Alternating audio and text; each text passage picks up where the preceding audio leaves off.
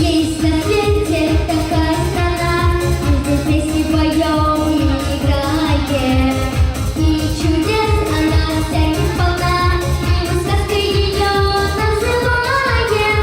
И поверьте, что в этой стране мы сильнее становимся вдвоем. В этой доброй волшебной стране можно стать самым главным героем.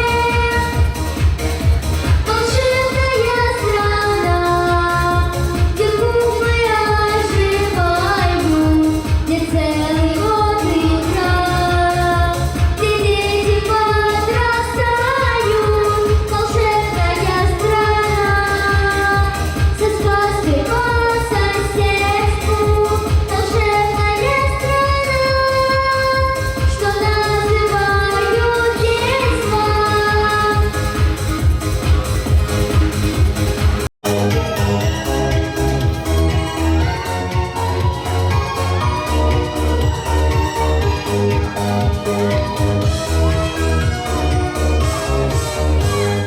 Doğar kurbanlar, şişte uğranlar, tüm yaşayanlar var, varım uğranar. Tüm yaşayanlar var, varım uğranar. Yine buğranım, diyen varım. Ben bedemden, şişten rügesinden kavar.